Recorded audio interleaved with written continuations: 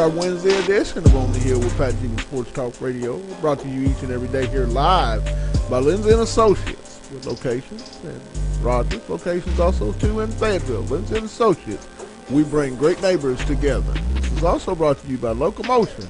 They're located just below the Northwest Arkansas Mall in Fayetteville, and also too it's brought to you by Fun City. You can catch them just off the 412 bypass in Springdale, Arkansas. And lastly, if you don't get a chance to catch us here on our live stream of On the Hill with Pat Jenkins each and every day from 1 to 2 Monday through Friday, you can catch us on iHeartRadio as we podcast each and every day's top segment of OTH on iHeartRadio. You can catch those podcasts each and every evening for those that would like to check us out on that part of it. But we're momentarily trying to get in contact with our next guest, hopefully, if time permits. Danny Jones of the Daily Columbian out of the Missouri area, talking Mizzou football. But I want to get off into a little controversy here on our show, Demetrius. I'm going to ask you a question and be as honest as you can be.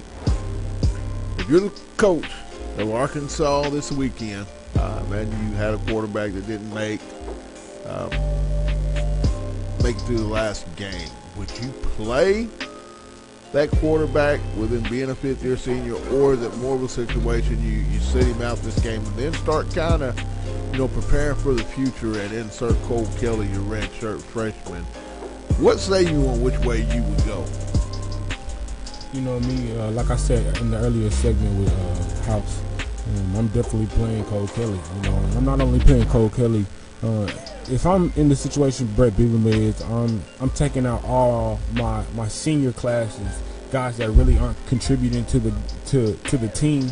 I'm putting in my younger guys because right now all Brett can really focus on is the future. Hoping that he gets that one more year. And I think he's really gonna have to be dependent on guys to really step up and play. So if I'm Brett Bielema, I'm getting guys that I think are really gonna be the starters for next year, getting them that in-game experience. And I want to pose that same question to you. If you're Brett Bielema, who do you play, Cole Kelly or Austin Allen? I think that's something. Well, I think you have to make the decision today, at the latest tomorrow, and let that quarterback, Cole Kelly, give Cole a full 24 to almost 48 hours to absorb, being the starting quarterback at a major SEC school against the nation's top program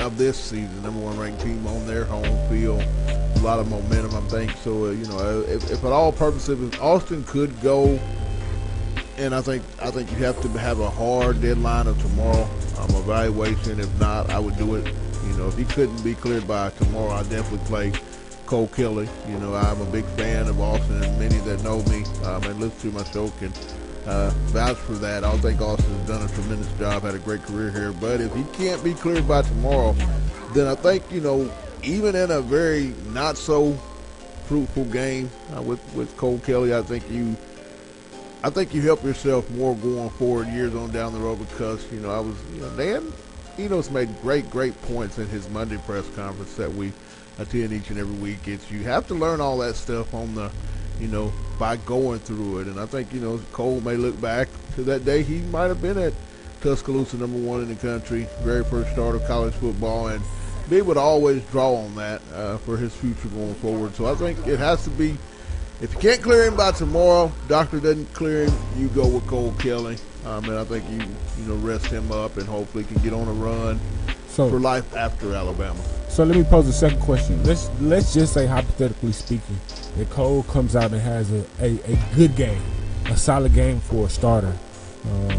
Going forward, who do you go with? Do you go with Austin Allen, or do you stick with Cole Kelly that's having a hot hand and that you see the offense having energy behind him? Who do you go with? I still say, I think it's going to be a situation where what's Austin Allen's health. I mean, Austin has earned the right, in my opinion, to be the starting quarterback here at the University of Arkansas. And I think if he's healthy enough, being a fifth-year senior, you go with the fifth-year senior. But, I'm not opposed to maybe coming up and then starting to split the reps. I've seen a lot of programs that's had success do that. So let's say if Arkansas and Dan Enos, you don't come up with two different packages, if you can play two guys, and I know a lot of people say if you have two quarterbacks, you don't have none. Or sometimes in certain cases that's not necessarily true. I think if you have two guys with this case, Austin and Cole both being able to run the offense, I think if they can help you, like you said, you made a great point. When you're in a situation, I think that Brett's in here at Arkansas, where you don't have much to lose and everything to gain,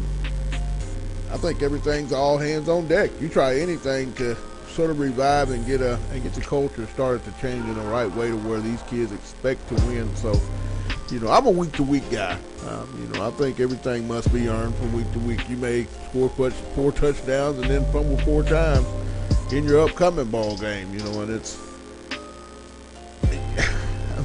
That's one of the questions. I guess quarterback, though, to be just when you look at it, is the most scrutinized position in all levels of football, and it goes back to the Pee Wee days when you first start picking up a football. It all starts and ends with the quarterback, and everybody wants to know who's next if the first one that trotted out isn't getting it done. They're kind of like coaches. They get a lot of the blame and a lot of the credit when things are going good, but also too when things going not so good, don't you think? Did I answer it good enough for you? No, you did. And I definitely will have to agree that everybody, when you look at football, that's that highlight position. I think next going is running back, but I would definitely have to agree that everybody looks at the quarterback saying, "Hey, that's who I want to be. That's the man. That's who's going to get the win. That's who's going to get the loss." So I definitely will have to agree with you. Now, I got a question to you. What's up? Devil advocate. I want you to rate me your top 5 football teams of the SEC today, as we know it. What are your 5 top football teams for this 2017 year, rated 1 through 5? I know you got Alabama 1. But who are your other 4? I say Alabama 1. I would definitely have to go Georgia 2. Right. I'm going to have to go. I'm really going to have to tie Auburn and A&M at 3 and 4. I really don't know how to. I think that's interchangeable. I think that could be either Auburn or just depending on what side of the conference you're really from. And then for that 5th spot,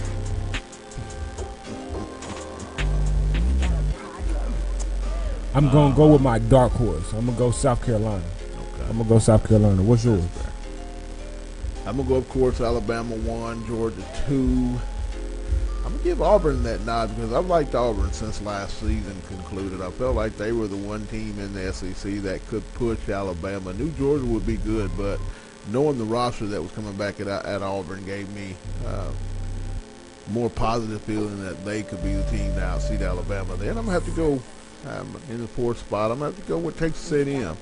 I think for all that Sumlin has endured this upcoming year, he's been a pretty consistent coach, and I think that brought that team and program even closer, having gone through what they went through in week 1 and leading up to that opening game that opening disappointment versus UCLA. So I'd have to say they're 4. Then that 5th spot, see, this is where I'm going to have to really probably go left, and I'm going to have to put Mississippi State in this talk. I feel like even with them having lost the 2 games that they did versus Auburn and Georgia, I still think this football team is a dangerous football team and still yet have one of the top quarterbacks in the conference, if not the top quarterback in the conference. So that would have to be my top 5. I know a lot of people, when I said Mississippi State, they're probably they watch each and every day, or what are you thinking? Well, I mean, continue to watch that football team. It's going to be a football team that's going to be a spoiler for somebody in that top 4 that may aspire to be the SEC champion. They're going to pull off an upset here before the season's done. Last question, as we got a few more.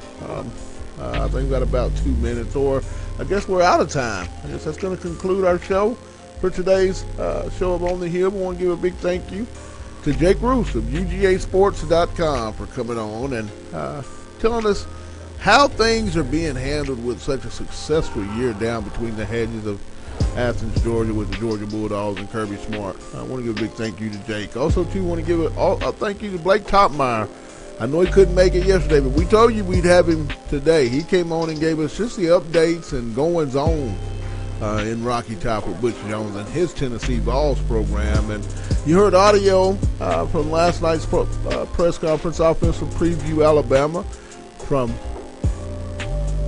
Frank Ragnow, Austin Allen, Jonathan Nance, and lastly, Reggie Mitchell. We'll have more SEC football talk as we continue, as we say, to take you up to each and every kickoff at each and every stadium, and that's no different tomorrow. I want to give a big thank you to Lindsay & Associates with locations in Fayetteville, locations also too in Rogers. Lindsay & Associates, we bring great neighbors together.